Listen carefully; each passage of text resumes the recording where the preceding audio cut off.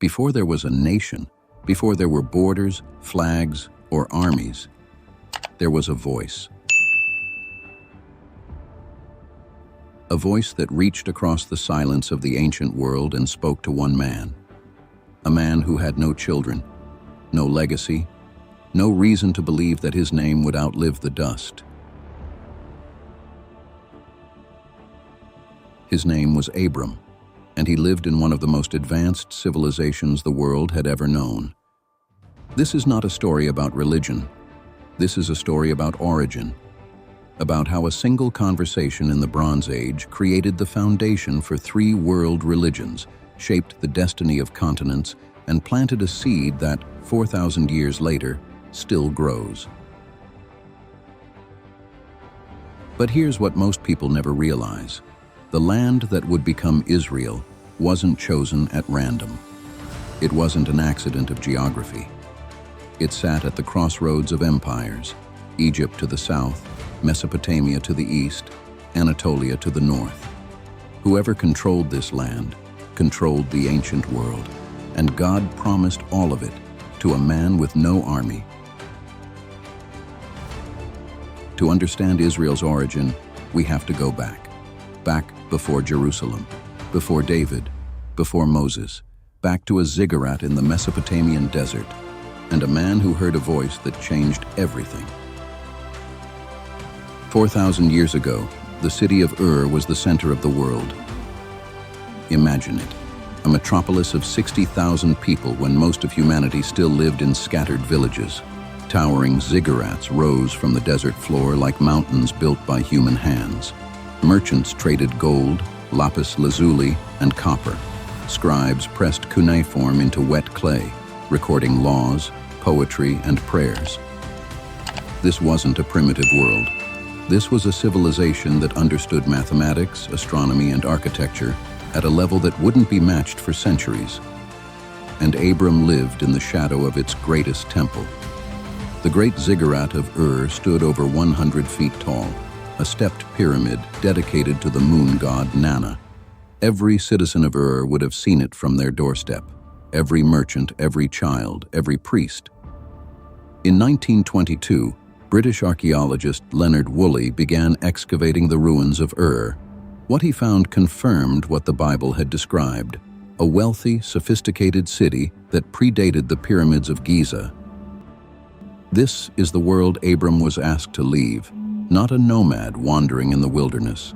A man of means, a man of status, a man being asked to abandon everything he knew for a land he had never seen. The text says simply, "Go from your country, your people, and your father's household to the land I will show you."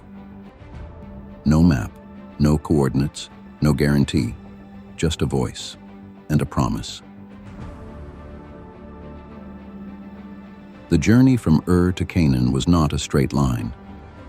Abram first traveled north to Haran, a city that sat at the intersection of ancient trade routes. He stayed there until his father died, and then he moved again. He crossed the Euphrates River, and in that moment he became something new, an Ivri, a Hebrew. The word itself means one who crosses over. He was no longer Mesopotamian, he was no longer Chaldean, he was a man between worlds. When he finally entered Canaan, God spoke again. "To your offspring I will give this land." But there was a problem. Abram had no offspring. His wife Sarai was barren. Decades passed. No children came. The promise seemed impossible. And then came the night that changed everything. God took Abram outside his tent. The desert sky blazed with stars, thousands upon thousands, undimmed by modern light pollution. In the ancient Near East, the night sky was a dome of fire. "Look toward heaven," God said. "Count the stars if you are able to number them. So shall your offspring be." Abram believed. And the text says something remarkable. He credited it to him as righteousness. This was the first covenant, not carved in stone, not written on parchment, sealed with nothing more than faith and the cold light of distant suns. But the promise didn't stop there. That same night, God described the boundaries of the land, from the river of Egypt to the great river, the Euphrates. 10 nations occupied that land. Abram had no army to take it. It would take 400 years, and a nation forged in slavery before the promise would begin to unfold. The land God promised was already inhabited by powerful peoples: the Hittites, the Amorites, the Canaanites, the Perizzites, the Jebusites. These weren't scattered tribes. They were established kingdoms with walled cities, standing armies, and centuries of history. The archaeological record confirms it. Tel Megiddo, one of the most excavated sites in Israel, reveals 26 layers of civilization built on top of each other. City after city, destroyed and rebuilt over 3,000 years. This was the land Abram walked. The text says, God instructed him, "Arise, walk through the length and the breadth of the land, for I will give it to you." Picture it, an elderly man with his flocks, moving through a hostile landscape. No army, no fortress, just walking, claiming through presence what he could never claim through force. He traveled south to the Negev. He journeyed down to Egypt during a famine. He returned and separated from his nephew Lot, who chose the fertile Jordan Valley, the region that would later become Sodom and Gomorrah. And then something unexpected happened. War came to Canaan. 4 kings from the east invaded, capturing Lot in the process. Abram, this man of faith, this shepherd, this wanderer, armed 318 trained men from his household and pursued the invaders. He defeated them at night with a surprise attack. And when he returned, he was met by a mysterious figure, Melchizedek, king of Salem, priest of the Most High God. Salem would later be called Jerusalem. This is the first time the city appears in biblical narrative. 4,000 years before it became the center of global conflict, Jerusalem entered the story, blessing the man who would become the father of nations. Years passed, decades. The promise of descendants seemed to mock Abram with every passing year. Sarai remained barren. They tried to force the promise through human means. Hagar, the Egyptian servant, bore a son named Ishmael. But this was not the child of the covenant. When Abram was 99 years old, God appeared again, and everything changed. "I am God Almighty. Walk before me and be blameless. I will establish my covenant between me and you." Abram became Abraham, father of many. Sarai became Sarah, princess. And the promise was sealed with a sign, circumcision. Every male descendant would carry the covenant in his flesh. 1 year later, against all biological possibility, Sarah gave birth to Isaac. But the greatest test was still to come. God spoke to Abraham once more. "Take your son, your only son Isaac, whom you love, and go to the land of Moriah, and offer him there as a burnt offering." Moriah. The name itself means seen by God. Today, this mountain sits in the heart of Jerusalem, the Temple Mount, the Dome of the Rock, one of the most contested pieces of real estate on earth. But 4,000 years ago, it was just a hill, and Abraham climbed it with wood on his back and a knife at his side, prepared to sacrifice everything. Isaac asked the question that echoes through millennia. "Father, I see the fire and the wood, but where is the lamb for the burnt offering?" Abraham's answer, "God himself will provide the lamb, my son." At the last moment, with the knife raised, an angel intervened. A ram appeared caught in a thicket.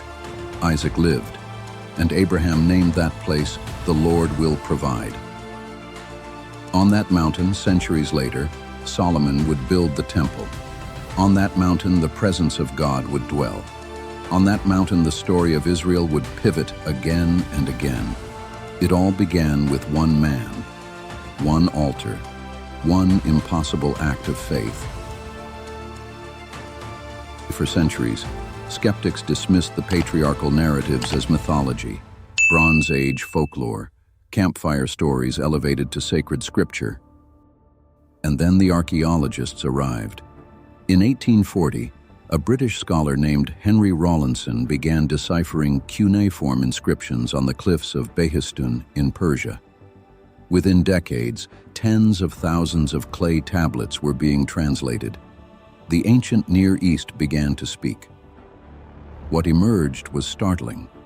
The names, customs, and legal practices described in Genesis matched precisely with what archaeologists found in Mesopotamian records from the same period. Contracts from Nutsi, dated to around 1500 BCE, describe adoption practices identical to what Abraham experienced with Eliezer. Marriage customs, inheritance laws, covenant rituals, all confirmed. The Ebla tablets, discovered in 1974 in Syria, contained references to cities mentioned in Genesis, including Sodom and Gomorrah, centuries before scholars believed those names existed. At Tel Dan in northern Israel, archaeologists in 1993 found an inscription mentioning the House of David, the first reference to the Davidic dynasty outside the Bible. The land itself began to testify. But perhaps the most remarkable confirmation came from the geography itself. The route Abraham traveled from Ur to Haran to Canaan follows established Bronze Age trade routes. The wells he dug, the altars he built, the trees under which he camped. Many of these sites retained their ancient names for millennia: Beersheba, Hebron, Shechem, Bethel. These aren't mythological locations, they're real places. You can visit them today. Stand where Abraham stood. Look at the same hills, the same valleys, the same sky. The stones remember what humanity forgot. Abraham died at 175 years old. He was buried in the cave of Machpelah in Hebron, a site he had purchased from the Hittites for 400 shekels of silver. That cave still exists. Today, it sits beneath the tomb of the patriarchs, one of the holiest sites in Judaism. Abraham, Sarah, Isaac, Rebekah, Jacob, and Leah are all believed to rest there. But the story didn't end in a tomb. Isaac fathered Jacob. Jacob, renamed Israel, fathered 12 sons who became the 12 tribes. Those tribes descended into Egypt, became enslaved, and were delivered by Moses 400 years later, exactly as God had predicted to Abraham in the covenant of stars. The promise began to unfold, but it wasn't complete. Joshua led the conquest of Canaan. David established Jerusalem as the capital. Solomon built the temple on Mount Moriah, the very mountain where Abraham had raised his knife over Isaac. But the nation divided, fell into exile, returned, was conquered again by Babylon, Persia, Greece, and Rome. The temple was destroyed, the people scattered. And yet, in 1948, nearly 2,000 years after the last Jewish Commonwealth fell, Israel was reborn. The language Abraham spoke, Hebrew, was revived. The land he walked was reclaimed. Whether you view this as divine fulfillment or historical coincidence, the fact remains: no other ancient people has survived dispersion, persecution, and millennia of exile only to return to the same land, speaking the same language, worshiping the same God. The promise made under a canopy of stars continues to echo. Israel's origin isn't just history. It's an unfinished story, a covenant still unfolding, a seed planted 4,000 years ago, still growing in soil that has never forgotten. And this is only the beginning, because the story of Israel doesn't end with Abraham. It continues through Moses, through David, through exile and return, through prophecy and fulfillment. In our next episode, the Exodus, when God declared war on empire. The promise was given, the nation was born in slavery, and freedom came with a price.